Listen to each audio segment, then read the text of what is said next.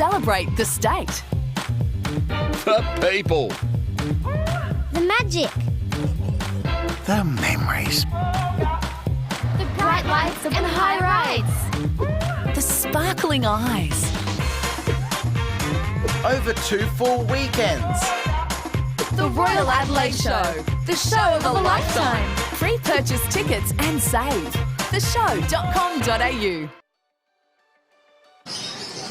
Well, they say never to work with kids and animals. Well, this animal is a kid, and this is Chloe from the Animal Nursery. You have the coolest job at the show. I do, definitely do. Now, this little one that you're holding is how old?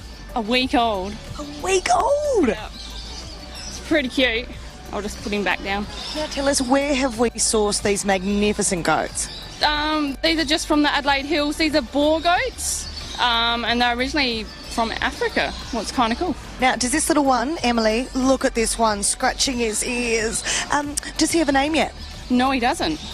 Do you know what, boys and girls on the live stream? We're taking name suggestions right now. We want some cool names, and there's 2 of them, 2 little babies actually. Let's see if we can find you the little brother here. Hello, cutie pie. Come on, out of our way. We're going to go find your brother. Oh, here we go. Here's a little brother, and the brother's smaller. Yeah, just a little bit smaller. And So we need 2 names. 2 names, definitely. Well, I'm going to set you a challenge to Chloe from the Animal Nursery. Do you think if I gave you 5 minutes, could you show me 10 totally different animals starting now? I certainly can. How fast can you jump a fence? Yeah, let's do it. Let's get out of here. Okay, where are we heading off to now? Okay. Come on, Emily, you've got to keep up. She's not very fast, that Emily.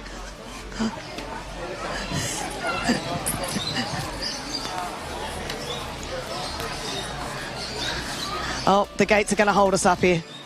Oh, so who do we have here? So we've got 2 ewes. They were hand-raised, so they're quite tame. They actually act like dogs, and they love pats and cuddles. And they've got a magnificent fleece on them. They do. It's really, really nice and dense, so it keeps them nice and warm. And they look like they're having a pleasant time here inside out of the heavy breeze that we've got at this here show. They definitely are, and they're coming up to all the public, and they can give them a nice pat as well. All right, so we've met goats, 1. We've met sheep, 2. What's our 3rd species going to be? Oh, I've got to let you out of here.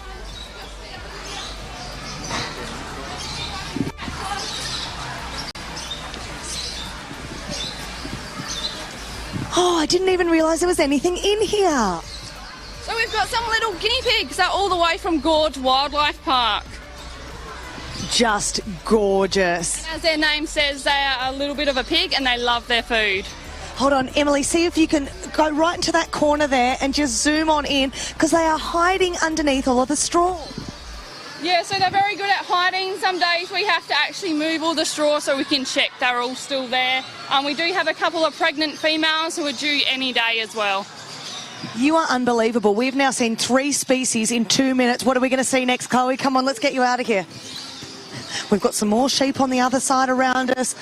We've got a little bit of a menagerie happening behind us here. We've thrown in a couple of different animals all together. Oh, you're getting secret access here. Yep. Oh, our Sussex hens are here.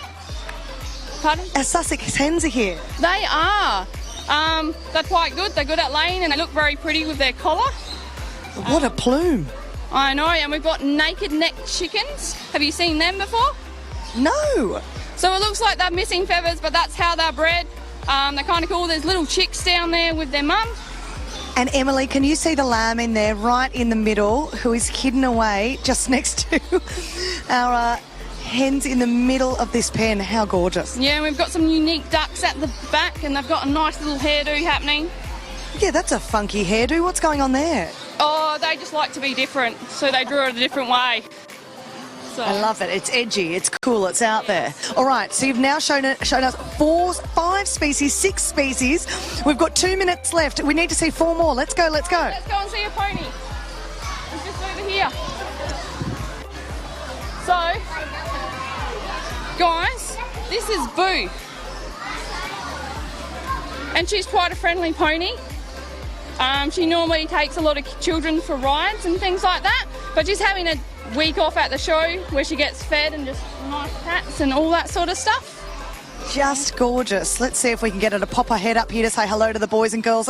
Hello. No. She's too Down to busy the feet. eating, guys. Food is very important for all these animals. They love it, can't get enough of it. And as a pony, they're quite stubborn, so she'll do anything over food. Anyone that's owned a little pony will know exactly what this characteristic is. Yeah. They have it their way or no one's way. Very independent individuals. So, All right, we've now seen 7 species. Let's go, go, go. What have we got, Chloe? Come on, follow us, Em. Keep up, keep up.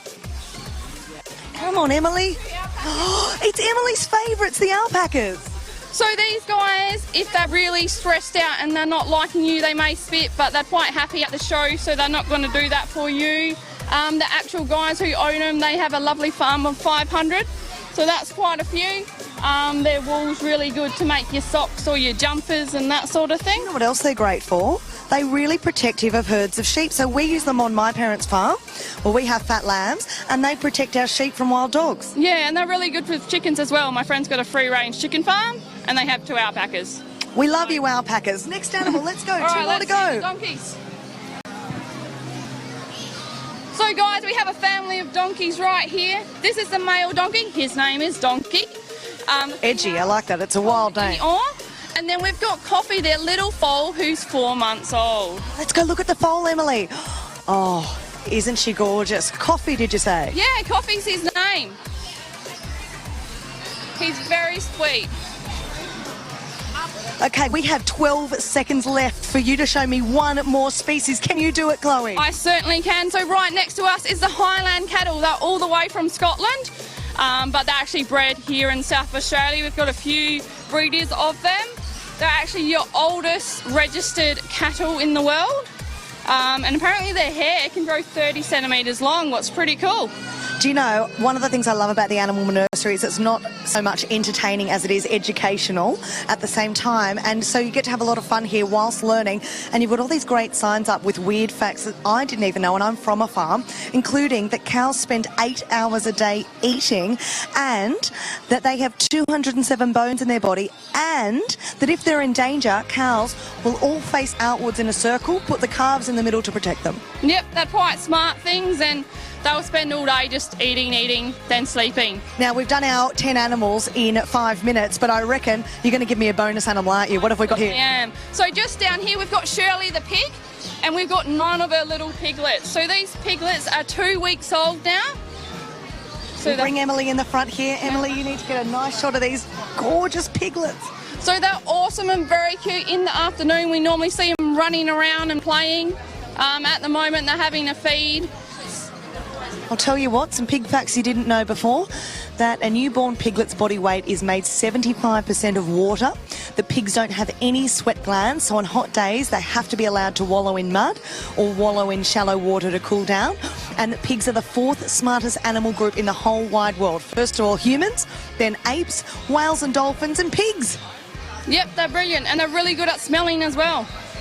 They have the best sense of smell. Well, we've got a gorgeous young girl here who's enjoying the Animal Nursery. What is your name, young lady?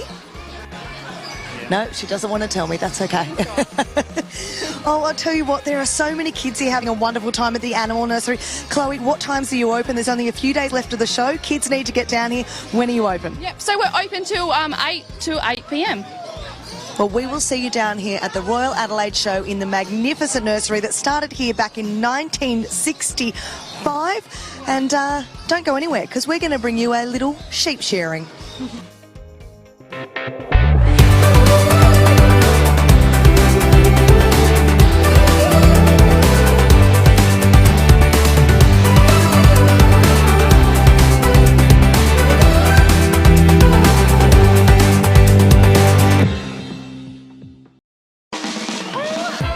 Let's celebrate the state. The people. The magic. The memories. The bright lights and high rides. The sparkling eyes. Over 2 full weekends. The Royal Adelaide Show. The show of a lifetime. Pre-purchase tickets and save. theshow.com.au.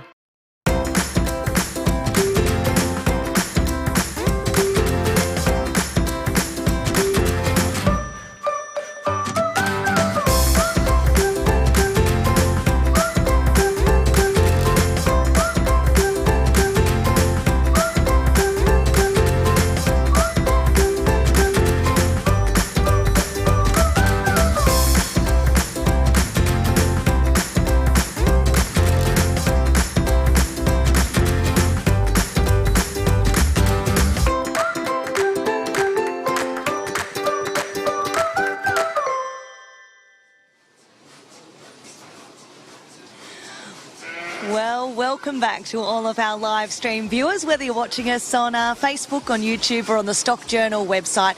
Here on site at the 244th Royal Adelaide Show, the sun is shining, it's a beautiful day, but the breeze picked up just a moment ago, so I went and popped on my nice grey woolen jumper, and that got me thinking, where does wool come from?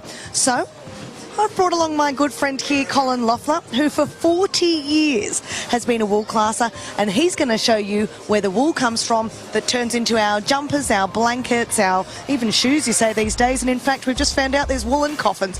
Over to you, Colin. Good afternoon, ladies and gentlemen. Welcome to the old Ram Shed for our final demonstration for day 7 of the Royal Adelaide Show. The sun's out and the crowds have come out as well. So welcome to the old Ram Shed. My name is Colin, and I'm here representing TAFE SA, not only talking about the shearing and wool handling demonstration, but if anybody's got any queries whatsoever about agriculture, shearing, wool classing and wool handling, don't be frightened, come and have a chat to us after the demonstration. This good-looking fella behind me is Josh Sneath. Josh is our TAFE SA's Chief Shearing Instructor, and he's come up from Narracourt this week to shear these sheep. So he's ready to go, and that looks like that sheep's pretty much ready to go as well. Raced out on the board there a moment ago. So a bit about the display itself before we sort of get underway. It's built to replicate what an early style shearing shed would have looked like. When I say early, I'm talking the late 18th century. So many of our forefathers, as they moved out through the regions of South Australia, they took up land holdings, developed their fleece sheep flocks, I should be saying, built buildings on their property, built shearing sheds, and this one's largely constructed of native pine, which was plentiful at the time. So all the sheep yards, all the rails along the front, all the posts supporting the roof trusses are all of native pine. This shed obviously has got a corrugated iron roof on it. Early sheds would have had perhaps a spinifex roof on them, or even a brush roof. When they all fell to bits, replaced with corrugated iron. Now this is a 2-stand shearing shed here. So 2 shearers here be working side by side, and Josh's mate's knocked off for the day and let him shear this last one. So this is what we call overhead shaft driven gear. So we've got a shaft along the top, and you've got a pulley, it's been driven by a belt, by the motor. A lot of this now has been replaced right across sheds in Australia, I should be saying, and they've been replaced with what we call single electric plants. They just run a lot smoother and they're a lot safer as well. So what's driving our shaft today is a Blackstone kerosene fueled motor built by Clutterbuck Brothers at Gawler, and this machine is 103 years old this year, built back in 1916. So originally came out of a shed, a property called Bindara, which had a 6-stand shed on it. So that's a bit about the display, and it's been looked after by members of the Adelaide Hills Motor Restorers Club for the duration of the show. So if anybody's mechanically inclined, like to know a bit more about how it works, please talk to members of the show. That's a bit about the display. So what I'd like to do now is just go through a bit about wool preparation down here. So one of the first things we teach our wool handling students when they come along to our schools is how to actually skirt a fleece. So when we talk about skirting, I need to come there, Lindsay. When I talk about skirting, not putting a dress on it at all, but just using my hands and my fingers just to move along the front of the fleece, and go that way, and just remove the inferior edge portions off the side of the fleece. I'll just draw that wool from here a little bit, like so. Okay, and there's our fleece skirted, ready for classing. Just a little bit along this edge here I'll just remove. There's my fleece rolled up. And what we've got there is around about 6 kilograms of wool, worth about $10 or $11 a kilo, so about $60 worth of wool. So what I've taken off the edge of the fleece is what we call sweat points. So where the sweat points appear on the sheep is just underneath the front leg and the hind leg in here. And the reason why we've got to skirt each fleece and remove the sweat points, they're not worth as much money to the wool grower as opposed to that nice white bright wool there. $10 a kilo, probably about $6 or $7 a kilo. So if they're left on the fleece, when it comes up in the marketplace, the buyers actually put a monetary discount on it. So the whole purpose of classing and wool preparation is to make as much money as we can for the wool grower. They're called pieces, and they'll go over the back of the wool shed into what we call a pieces bin, and they'll be baled up and sold accordingly. So a couple of things that the classer looks for to make some sort of classing decision, if you like. They look at the length of the wool. So what I've taken out of that fleece there is what we call combing length wool, and it's also formed up from what we call a staple. So it's naturally how the fibres all clump together into that formation. Now I've got about 3 staples on my fingers there. Like I said, it's a combing length wool. It's over 50 millimetres long, and combing length wool's going out into making up and our better type of apparel garments, such as men's suitings, women's dress goods, wool trousers, fine knitting yarns. This polo top I'm wearing is pure wool, 19.5 microns, made from this stuff here. A really wonderful garment to wear. The little bits and pieces underneath the table I'm picking up. In shearing shed speak, these are what we call locks or second cuts. And they're carding length wools. They're less than 50 mils long. They won't hold together, as you can appreciate. So your carding length wools are made up into your socks and rugs and blankets, the bulkier knitting yarns and those type of things. Still quite valuable, but not as much as your pieces and or your fleece lines. Another thing that the classer needs to look at is what we call the tensile strength of the wool. So during processing, especially in the spinning stage, I'm trying to spin that out. I'm not particularly adept at this, but you can see it sort of happening. There's a certain amount of tension put on the fibre. So what the classer needs to do is to test each fleece for what we call tensile strength. So I grasp either end of that staple with my thumb and forefinger, stretch it, and just with my index finger, I flick my finger across it like that. And that's quite a sound wool. That's the terminology we use. Okay, and that should stand up to spinning and processing without any fibre breakage. So I'm more than happy to put this fleece now into my main fleece line. 3AM in the industry. 3A means main line, M is merino. So the classer takes it up and puts that up into the wool press, like so. Now this is a manually operated press. There's very few of these old Kurt presses used in the industry now, but they did make a wonderful bale in their time, about 150 or 60 kilos. Modern presses are designed, are hydraulically operated to make a bale of around about 190 to 195 kilograms in weight. And in today's money, that's worth around about $2,000 to $2,200. And to put that in some sort of context for you, there were 35 woolly merino sheep come up from Keith yesterday morning, and they'll cut a little over $2,000 worth of wool for the farmer by Sunday afternoon when we finish the last one at 4 o'clock. So that's a bit about wool and fleece preparation. So Josh, if you'd like to go under the pen and bring this ewe out. So these have come up from Keith, and we do thank the Hayden Lyons and his family for bringing these up for these demonstrations. So Josh has brought her out onto the board and set her up next to what we call a down tube, and on the end of the down tube is what we call a handpiece. And the first part of the fleece he's going to shear is what we call the belly. So Josh is a right-handed shearer, but if you look carefully, his left hand is doing most of the work. All the right hand is doing is holding the handpiece and guiding that through the wool. She looks very relaxed. The sheep, yeah, she is very relaxed. So he's not sitting her up on her tail, he's just got her on the hindquarters. Yeah. Even though she was a bit flighty there before and run out, she's very relaxed now. So the belly's off now, so the wool handler just comes in and gets it out of the shearer's road. So the next part of the sheepy shearing is what we call the first hind leg. So he's constantly using that his left hand to stretch that skin, but he doesn't want to cut the sheep at all, and he also wants to minimise the amount of second cuts. Just watch carefully also, he's moving his feet at all times to keep that sheep nice and relaxed. Shearing what we call the top knot now, just down the side of the face.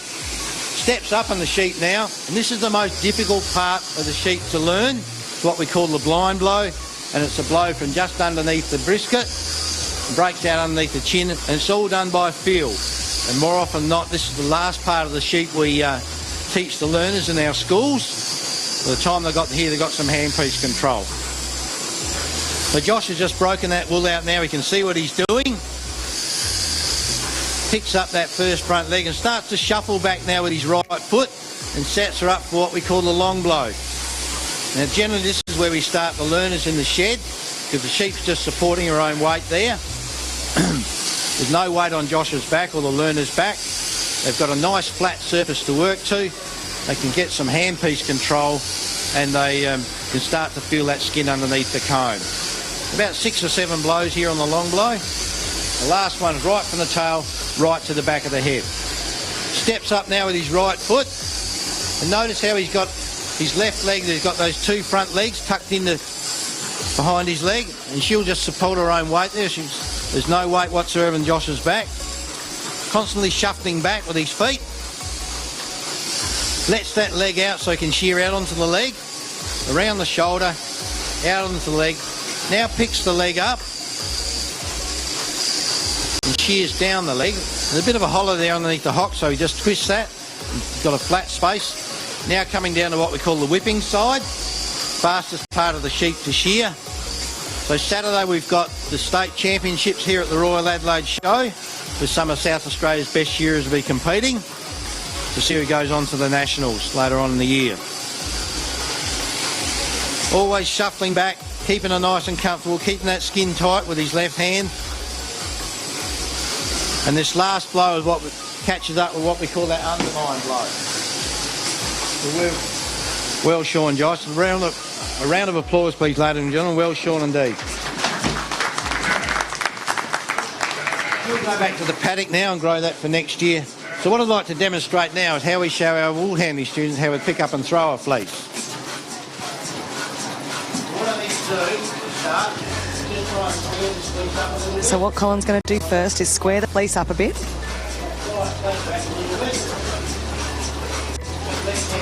hand back. Left hand on the leg out. Read and square. That's how I want it to land up on the table. Reach over the fleece. With the left hand, grab that right hand to the left. Whole thing back over to it. So he's grabbed the centre now. He's collected from the base. And we're going to let him throw this fleece. There's quite a bit of technique involved. So you see him roll his wrists after he does the big throw out. He says, a bit like throwing a blanket up onto a bed. And how about that? Sort that out. Okay, so I've got some giveaways here now. Called Sam the Lamb booklets. They're colouring in books produced by Australian Wool Innovations. They talk about the merino and what we can do with the wool. And more often not for the young folk watching. One there for you, young man. One there for you. One there for you. And that's really good. One there for you. Well, we have had a magnificent time here with Colin Loeffler and the team here that have been showing us our wool demonstration here today. They're wool classes, they know what they're talking about. We've had a lot of fun learning here with the crowd down at the old ram shed at the Royal Adelaide Show. Now, this is unfortunately the end of our live stream here today, but we have a massive day coming up for you tomorrow here at the Royal Adelaide Show. We're going to have live streaming coming at you all day tomorrow from 6 different parts of the showground. And I'm going to go enjoy the warmth of the night show tonight wearing my lovely woolen jumper. A big thank you to Colin and the team who took us through their wool and shearing demonstration here earlier today, and we will see you tomorrow either here at the show or via the live stream.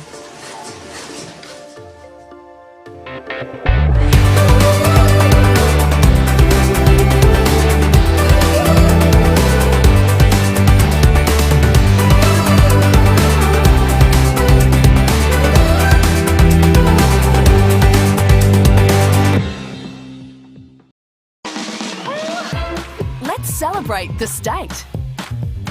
The people. The magic. The memories. The bright lights and high rides. The sparkling eyes. Over 2 full weekends. The Royal Adelaide Show. The show of a lifetime. Free purchase tickets and save. theshow.com.au